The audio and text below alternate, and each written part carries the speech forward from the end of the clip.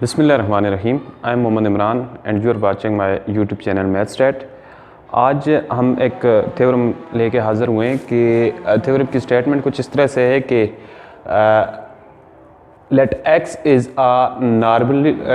X vector is a normally distributed with P number of variables with mean vectors mu vector and variance covariance matrix is a sigma matrix. तो कहा गया है कि x vector का distribution जो है वो मल्टीवेरिएट नॉर्मल डिस्ट्रीब्यूशन है, जिसका वेरिएबल्स नंबर ऑफ वेरिएबल जो हैं वो पी नंबर ऑफ वेरिएबल्स हैं और इसका मीन वेक्टर जो है म्यू वेक्टर है और वेरियंस कोवेरियंस जो है वो सिग्मा मैट्रिक्स है। और एक्स की लीनियर ट्रांसफॉर्मेशन की गई है वाई में, तो Y is equal to A का ऑर्डर है M cross P where M is less than P A X matrix X vector. तो y को ट्रांसफॉर्म किया गया x को ट्रांसफॉर्म किया गया y में लीनियर ट्रांसफॉर्मेशन के ज़रिए, और a का ऑर्डर हमें दिया हुआ है m क्रॉस p है where m is less than p। ये लीनियर ट्रांसफॉर्मेशन तो शो करें कि y का जो y वेक्टर होगा उसका डिस्ट्रीब्यूशन भी नॉर्मल डिस्ट्रीब्यूशन होगा, उसके अंदर नंबर ऑफ वेरिएबल्स होंगे m नंबर ऑफ वेरिएबल्स, उसका मीन वेक्टर होगा m म्यू वेक्टर और उसका वेरियंस कोवेरियंस मैट्रिक्स होगा A sigma A transpose where A is the matrix of constants। Proof की तरफ जाते हैं।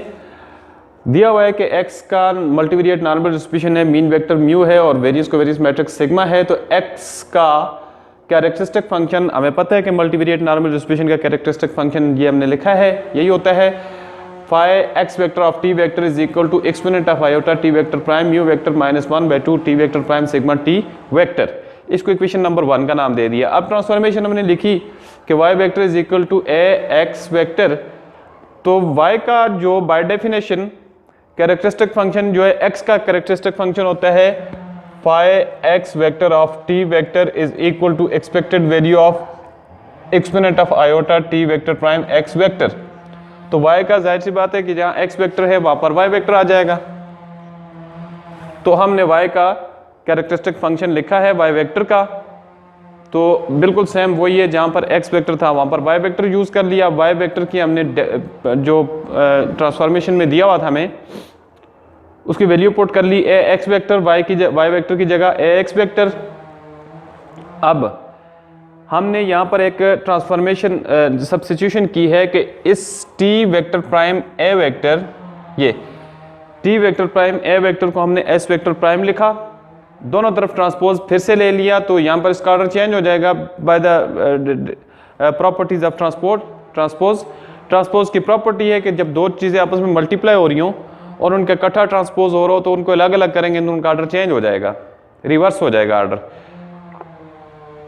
अब ए शुरू में आ जाएगा तो ए का ट्रांसपोज और टी का भी ट्रांसपोज होगा, टी का ऑलरेडी ट्रांसपोज एक बार और होगा तो ट्रांसपोज खत्म हो जाएगा, तो उधर एस वेक्टर आ जाएगा, उधर डबल ट्रांसपोज आ रहा है तो एस वेक्टर आ जाएगा। ठीक है, तो यहाँ पर इसकी जगह T vector transpose A vector की टी वेक्टर ट्रांसपोज ए की जगह एस वेक्टर ट्रांसपोज आ जाएगा ये।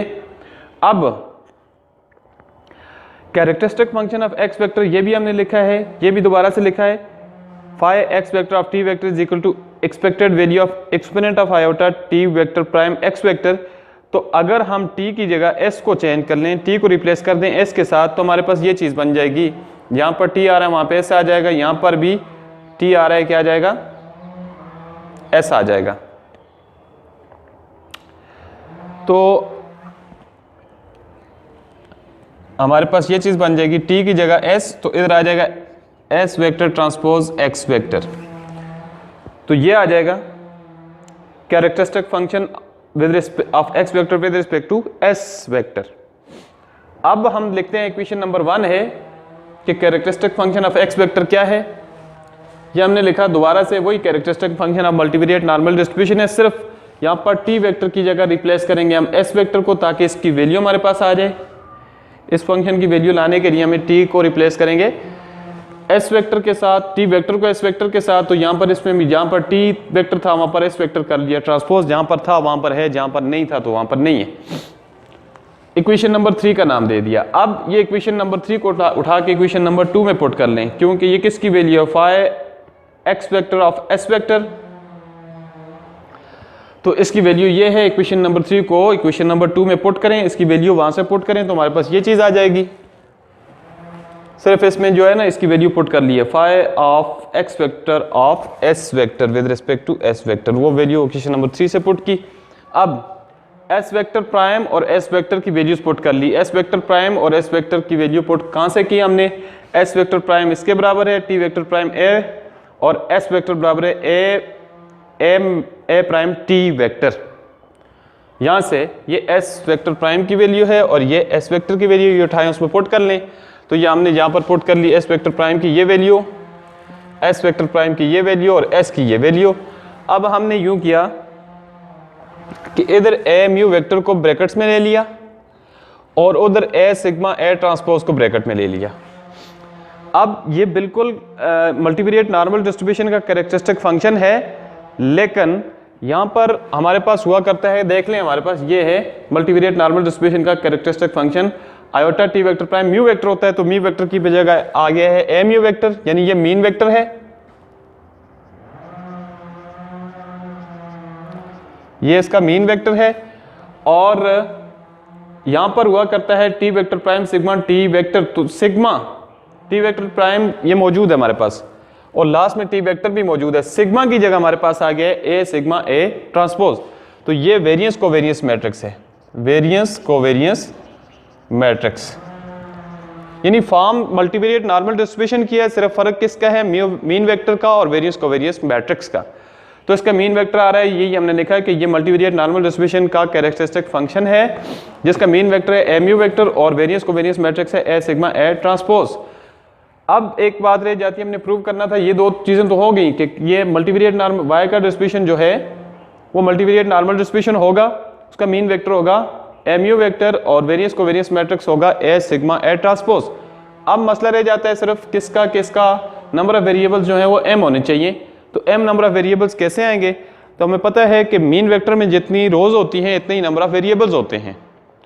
तो इसका मीन वेक्टर देख लेते हैं, ए म्यू वेक्टर ये है इसका मीन वेक्टर, तो हमने लिखा है नंबर ऑफ वेरिएबल्स जो होते हैं is equal to rows of mean vector या number of rows of mean vectors, number of rows of mean vector. तो मीन वेक्टर के अंदर जितनी रोज होगी इतनी नंबर ऑफ वेरिएबल्स हैं, तो मीन वेक्टर इसका है ए म्यू वेक्टर। तो ए का ऑर्डर है m क्रॉस p और म्यू का है, इधर लिख लेते हैं, एक ऑर्डर है ए म्यू वेक्टर है, एक ऑर्डर है m क्रॉस p और इसका ऑर्डर है p क्रॉस 1। तो नंबर ऑफ कॉलम इनके सेम है, तो ये मल्टीप्लाई होकर m क्रॉस 1 आ जाएगा, तो इसकी रोज कितनी हो जाएगी m नंबर ऑफ रोज। तो ये लिखा हमने m नंबर ऑफ रोज, तो इसका मतलब इसके अंदर नंबर ऑफ वेरिएबल्स कितने जी, m नंबर ऑफ वेरिएबल। तो हम लिख सकते हैं इसका मतलब ये हुआ कि y वेक्टर का जो डिस्ट्रीब्यूशन है वो मल्टीवेरिएट नॉर्मल डिस्ट्रीब्यूशन है with m number of variables and having the mean vector is equal to m mu vector and variance covariance matrix is a sigma a transpose. That is the required result। यही हमें prove करना था, वो यही हमें prove करना था। आज के लेक्चर में इतना ही, नेक्स्ट लेक्चर में इंशाल्लाह नेक्स्ट टॉपिक के साथ हाजिर होंगे, तब तक के लिए अल्लाह हाफ़िज़।